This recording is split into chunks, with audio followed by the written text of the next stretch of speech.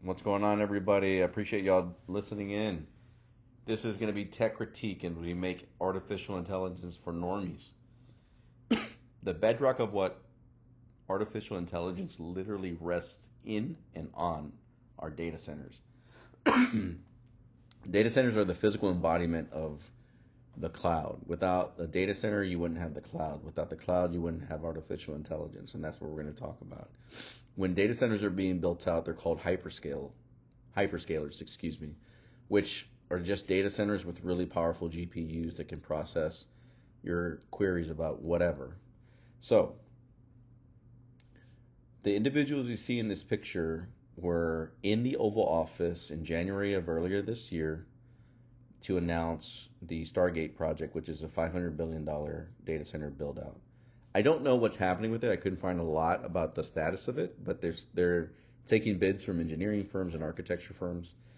The gentleman that you see in this tragic comedy, kudos if you know where that line came from, are on the left, the little guy, that's Masayoshi Son. He is the CEO of SoftBank, a powerful venture capital firm based out of Japan. Horseface in the middle, that's Larry Ellison. He's the CEO of Oracle. That quote that you see on the right, the one where it says citizens will be on their best behavior, yada yada yada. He said a couple things in addition to that, but I thought that was the most interesting of them. And then on the right, that's Sam Altman. Sam Altman is the CEO of OpenAI. So let's delve into this a little bit further about what we're going to be talking about. I do want to point out that if you listen to the first video I put out, Sam Altman was quoted as saying we're going to have to rewrite the social contract.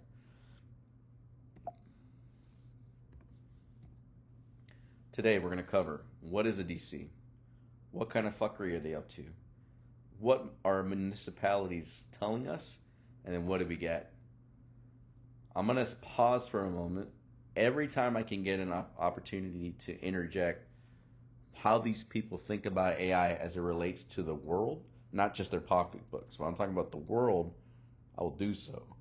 So let me give you an opportunity to read that.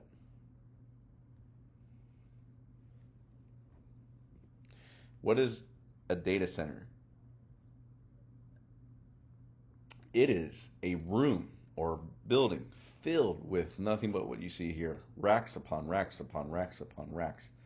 Inside of those racks are things like servers, networking gear, storage, cooling units, all those things. It is a very tidy place. It doesn't take a lot to run a massive data center, but the impact is a lot both in the pocketbooks of those municipalities as well as the communities that live within the areas that these data centers affect. That's a data center. Somewhere in a data center is your dick pic, your porn query, or your recipe lookup. All those things are being stored somewhere in a data center. What kind of fuckery are they up to? So we'll go over each one of them, but we'll start with the depreciation schedule. So if you're an accounting or bookkeeping nerd, you know what I'm talking about. And you probably can explain it better. But if you don't know what I'm talking about, anytime a business has hardware, they depreciate it over a set number of years. In the tech industry, things like GPUs are typically in the 2 to 3 year time frame. What they've done, and by they've, I'm talking about the 6 big artificial intelligence companies, AWS, XAI, OpenAI, Anthropic, Gemini, so on and so forth, is that they've increased the depreciation to 5 to 6. As a business, you take your gross revenue and then you subtract your expenses from it, and part of that is the depreciation expense. The shorter the time period, the larger the expense there is. So it impacts your gross revenue and ultimately your net profit more. If you increase that time twice, 2 or 3 times to 5 or 6 years, you've now decreased the amount of depreciation expense, and your gross revenue produces higher net profits as a result. The other reason why this is important is that the NVIDIAs of the world, there's only one, they produce a new model GPU every year. They've also recently announced 3 additional models to come out over the next 3 years, all the way into 2028. So it's difficult to requisition the fact between the company saying, hey, we're going to keep these GPUs into or further for a longer period of time. It's the same premise as the old saying that how much does your car depreciate when you drive it off a lot? By the time they order those GPUs and get them in a server or in a rack, they're already out of date. That's how it goes. What does the next line mean? 800 billion is 20 times, almost 20 times larger than 45 billion. $800 billion is the total amount of revenue between all 6 major AI companies need to sell to be profitable in a year, in 1 year. They need to sell $800 billion worth of products and services to be profitable. Currently, they're selling about 20 times less than that at 45 billion. Major fuckery. The depreciation schedule hides this because your net profits are larger than they should be. And this next one in round tripping is like this as well. You may have heard this term before because it's become more in vogue because people are starting to catch on. But let me give you an example, real world example. NVIDIA said, hey, we're going to invest billions into OpenAI. And OpenAI then turns around and commits to buying NVIDIA GPUs. That's all fine and dandy. Hooray. The problem is that when NVIDIA made that announcement, OpenAI's stock price shot through the roof. So it manipulates their stock price and increases their market cap, and they then have more ammo to raise more money. They're literally promising future revenue and profit to be spent with a company like NVIDIA all the way to 2027. They are only making about $13 billion. They are on the hook for approximately $60 billion with NVIDIA in the next couple of years. That's a big problem. It inflates values and it can manipulate the market. And in spite of what they say they're going to do, they tend to do what they want. I'll give you some more context about that shortly. Municipalities. What they don't do is hold the line. They try to sell data centers as a way to bring in things like jobs, tax incentives that they give these companies. They roll out the red carpet, which if they give them in tax incentives, which are usually tax breaks, they lose that revenue. And then I've been thinking about this. I haven't read this in an article. I'm just using conjecture here, but I think that the prestige of having a major tech company come in and fuck your shit up really is appealing to these assholes. Look at Brownsville, Texas. Look at Memphis, Tennessee, and a couple of other examples I got coming up. Dallas, Oregon. Memphis, Tennessee. In Memphis, XAI, owned by Elon Musk, is building a massive data center. They asked for a permit for 3 turbines.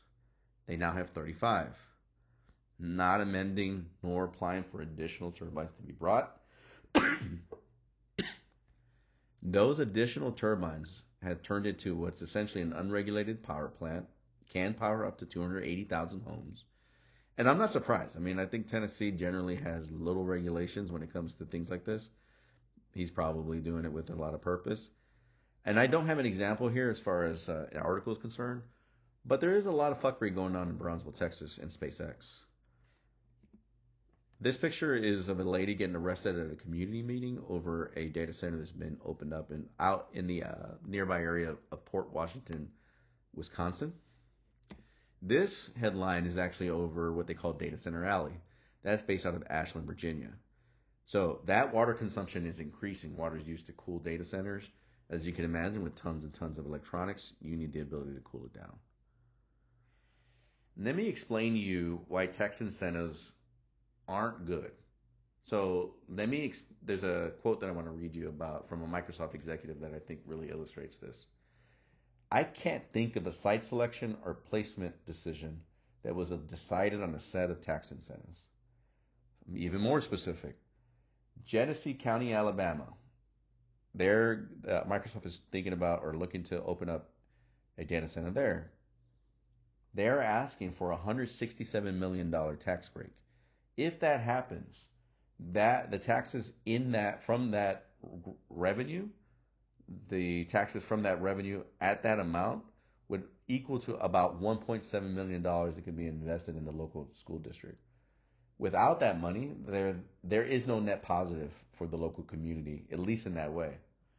They're only going to bring 200 jobs. That's almost $900,000 per job. I can guarantee you that there's probably not even 5% of individuals in that local area that can specialize in working in a data center like this. And if there are, God bless them. I hope that that happens and they're local people, but it likely is not the case. What do we get? And I'm not talking about your ability to do your job. I'm talking about on a personal level. Think about what the Sundars of Pachais, the Sam Altmans, and the Larry Ellisons say.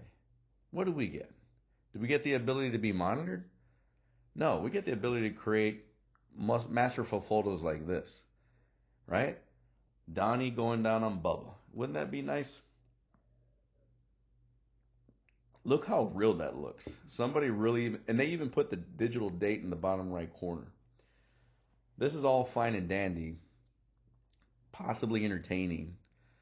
But the ones that concern me are things like this. This came off a Facebook post. The gentleman in the frame picture is named Marshawn. Marshawn played for the Dallas Cowboys. He was a defensive end, and unfortunately he passed away pretty recently in the last couple of weeks. The gentleman on the left is presumably his father. The guy on the right is Nick Saban.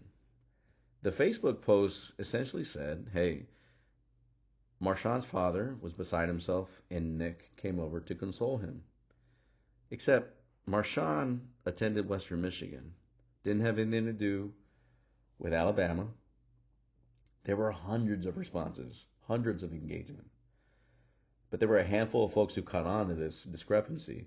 And then the picture itself is AI generated. There's just an effect that you can see in AI pictures now.